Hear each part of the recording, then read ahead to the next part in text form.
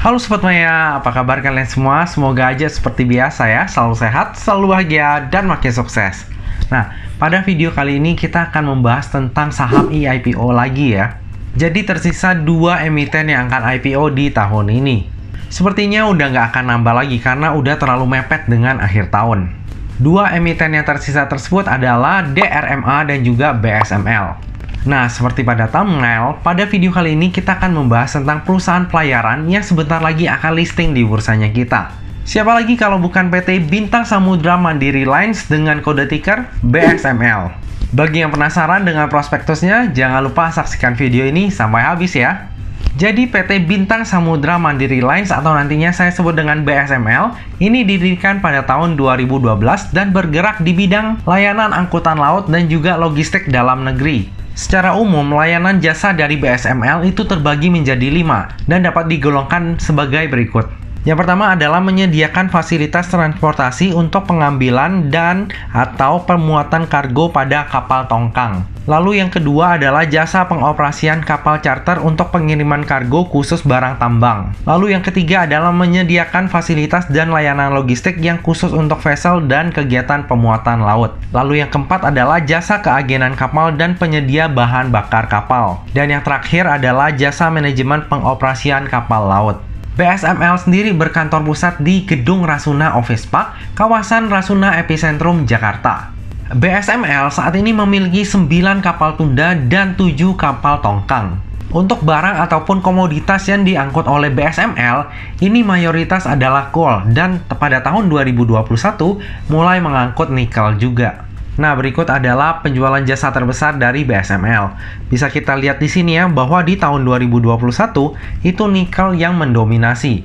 Pada tahun-tahun sebelumnya itu lebih banyak batu bara, tapi di 2021 ini mulai membawa nikel dan ternyata adalah penyumbang terbesar dari penjualan jasanya. Secara market share, BSML ini tergolong kecil ya, hanya 2% dari market share-nya. Bisa kita lihat di sini bahwa BSML ini masih kalah jauh dengan kompetitornya. Oke, tadi adalah sekilas background dari emiten berkode BSML. Sekarang coba kita lihat siapa sih pemegang sahamnya. Nah, jadi bisa kita lihat di sini ya Sobat Maya, pemegang sahamnya itu ada 5. Yang pertama yaitu PT Golfa Investment Capital, itu memegang sebesar 67,5%. Lalu ada Bapak Nega Rama Gautama, itu memegang sebesar 17,5%. Lalu ada Pramayari, itu memegang 5%, Arianti sebesar 5%, dan David Desanan itu juga sebesar 5%. Lalu berikut adalah struktur kepemilikan dari perseroan. Bisa kita lihat di sini bahwa pengendali ataupun ultimate beneficial owner dari BSML adalah Bapak Nega Rama Gautama. Nah, Bapak Nega Rama Gautama saat ini juga menjabat sebagai komisaris di BSML dan juga menjabat sebagai komisaris independen di Bakri Sumatra Plantation. Dalam IPO ini, sebanyak-banyaknya 370 juta lembar saham atau mewakili sebanyak 20% dari modal ditempatkan dan disetor penuh yang akan ditawarkan kepada masyarakat. Harga penawarannya sendiri itu berkisar antara 100 hingga 150. Sehingga dana yang akan diraup dalam IPO ini adalah sebanyak-banyaknya 55,5 miliar. Nah, nantinya dana IPO tersebut akan dipergunakan untuk tujuan-tujuan sebagai berikut. Yang pertama adalah sekitar 70% itu akan digunakan untuk modal kerja perseroan, yaitu charter kapal, angkutan laut, dan jasa agensi, serta kegiatan operasional perusahaan. Lalu tujuan yang kedua adalah sekitar 15% atau paling banyak itu sebesar 5 miliar akan disalurkan melalui skema pinjaman kepada entitas anak usaha, yaitu PT Bintang Samudra Mandiri Persada. Lalu yang terakhir adalah sekitar 15% itu akan digunakan untuk pembayaran sebagian utang bank, yang perinciannya bisa Sobat Maya lihat di sini ya. Nah, untuk tujuan IPO-nya ada tujuan bayar hutang nih, yang notabene pasti nggak disukai oleh para investor. Cuma di sini rasanya kayak agak nanggung ya. Plafonnya itu 130-an M, tapi yang mau dilunasi cuma 5 miliar. Kayak nggak gitu berasa nggak sih? Tapi tentunya manajemen BSML punya rencana sendiri nih terkait penggunaan dana IPO ini. Nah, untuk jadwal dari IPO-nya BSML ini adalah sebagai berikut. Untuk masa penawaran awal ataupun book building-nya itu adalah dari tanggal 16 November hingga 25 November. Lalu untuk masa penawaran umum ataupun offeringnya itu dari tanggal 7 Desember hingga 10 Desember. Lalu untuk tanggal listingnya adalah pada tanggal 14 Desember 2021. Nah, kemungkinan video ini akan tayang kalau nggak tanggal 6 di tanggal 7. Jadi masih ada kesempatan nih bagi Sobat Maya untuk kembali mempertimbangkan apakah mau ikutan IPO-nya BSML ini atau enggak. Lalu kita coba lihat siapa sih underwriter dari IPO-nya BSML ini. Ternyata yang menjadi underwriter dalam IPO-nya BSML ini adalah Dana Tama Makmur Sekuritas dengan kode brokernya II. Sejauh ini II udah mengawal banyak saham IPO ya. Antara lain nih kita mulai dari yang terakhir itu ada NICL, MGLV, HOPE, LFLO, dan juga SOFA. Nah, coba kita lihat satu-satu untuk historical dari saham-saham tersebut ya. Nah, yang pertama nih ada NICL. Nah, NICL ini arah 4 kali, kemudian dibawa turun hingga sekarang tuh bertengger di harga sekitar 70-an. Lalu ada MGLV. Nah, MGLV ini papan akselerasi ya. Sempat arah 4 kali baru kemudian dilongsorkan. Lalu ada HOPE. Nah, HOPE ini berhasil arah 3 kali baru kemudian dilongsorkan. Lalu kemudian ada LFLO. Nah, LFLO ini juga papan akselerasi ya. Berhasil arah sampai 7 kali baru kemudian dilongsorkan. Dan terakhir adalah SOFA. Nah, SOFA ini juga papan akselerasi ya, tapi arahnya cuma 1 kali, habis itu dilongsorkan. Jadi kalau misalnya ikutan IPO-nya SOFA ini agak-agak rumit ya. Kalau telat keluar ini langsung jadi rugi nih Sobat Maya. Nah, dari historical ini bisa kita lihat ya bahwa saham-saham yang dikawal oleh II itu track recordnya lumayan oke. Paling SOFA lah yang agak kurang ya, tapi sisanya yang lain tuh lumayan oke, arahnya berkali-kali. Cuma tetap hati-hati ya dengan underwriter II ini. Walaupun track recordnya lumayan oke, tapi kalau udah longsor, kita telat keluar, itu jatuhnya sakit juga. Oke, kita lanjut melihat laporan keuangannya. Dari sisi aset, ini cenderung stagnan ya, nggak banyak peningkatan dari tahun 2018. Coba kita lanjut aja melihat sisi liabilitasnya. Nah, kalau misalnya kita lihat dari sisi liabilitas, terjadi penurunan ya malahan ya Sobat Maya. Dari liabilitas sejumlah 171M di akhir tahun 2018, berkurang menjadi 158M per 30 Juni 2021. Namun dari sisi likuiditas ini cukup mengkhawatirkan ya. Total liabilitas jangka pendeknya sebesar 27 miliar. Sedangkan posisi kas dan secara kas itu hanya sebesar 700 juta. Bahkan jika kita hitung total aset lancarnya yang hanya 10,6 miliar, itu masih nggak cukup untuk membayar liabilitas jangka pendeknya. Dapat tambahan dana IPO cuma 5 miliar yang dipakai untuk bayar hutang. Kira-kira dapat dana dari mana lagi ya untuk melunasi liabilitas jangka pendeknya ini? Lalu kita lanjut dari sisi ekuitas. Nah, kalau dari sisi ekuitas, ternyata dari tahun ke tahun ekuitasnya selalu bertambah. Dan saldo labanya juga dari tahun ke tahun itu selalu bertambah. Ada kemungkinan nantinya BSML ini akan bagi dividen yang cukup besar dari saldo labanya jika benar-benar tidak dipakai. Tapi tentunya dengan catatan, likuiditasnya BSML ini pada saat tersebut tidak terganggu. Soalnya hingga saat ini, liabilitas jangka pendeknya itu nggak bisa di-cover oleh aset lancarnya. Jika di masa mendatang perusahaan ini bagi dividen dan ternyata likuiditasnya masih bermasalah, wah itu udah warning banget nih Sobat Maya. Nah, bagi yang concern terhadap daftar efek syariah, maka kemungkinan besar BSML ini nggak masuk ke dalam daftar efek syariah. Hal ini kita lihat dari sisi rasio hutangnya yang lumayan besar ya. Tapi dengan adanya penambahan dana IPO, ada kemungkinan juga nih BSML bisa masuk ke dalam daftar efek syariah. Jadi untuk lebih pastinya, kita tunggu aja pengumumannya apakah BSML ini masuk ke dalam daftar efek syariah atau enggak. Oke, kita lanjut ke laporan laba ruginya. Bisa kita lihat di sini bahwa laba perseroan dari tahun ke tahun malah mengalami penurunan.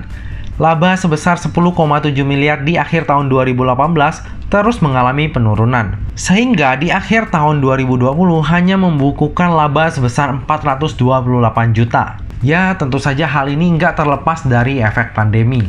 Nah, jika kita lihat dari laporan keuangan terbaru di tahun 2021, terlihat bahwa BSML mengalami peningkatan laba usaha. Namun sayangnya, peningkatan laba usaha ini bukanlah berasal dari kegiatan operasional perusahaan, namun berasal dari penjualan aset yang udah nggak produktif. Nah, dengan kinerja BSML yang cenderung menurun, kira-kira valuasinya di harga IPO mahal nggak ya? Oke, daripada bertanya-tanya, langsung aja kita hitung PER dan PBV-nya. Oke, setelah kita hitung untuk PER dan PBV BSML di tahun 2021 ini, ternyata agak tinggi ya. Coba kita bandingkan dengan valuasi dari kompetitornya. Wah, ternyata kompetitornya malah lebih tinggi ya. Kalau misalnya kita lihat di sini terlebih TCPI itu ya. BSML itu PER-nya hanya sebesar 39,3 kali. Kalau kita bandingkan dengan TCPI ataupun BES, itu BSML itu masih jauh lebih murah. Tapi kalau kita bandingkan dengan SHIB, wah itu BSML udah mahal banget ya. Secara PBV juga kurang lebih sama. Jika kita bandingkan dengan TCPI ataupun BES, BSML ini masih murah banget. Nah, dari tadi udah banyak hal yang kita bahas. Sekarang tiba juga kita ke bagian kesimpulan. Kesimpulan yang pertama, kinerja dari BSML ini cenderung turun dari tahun ke tahun.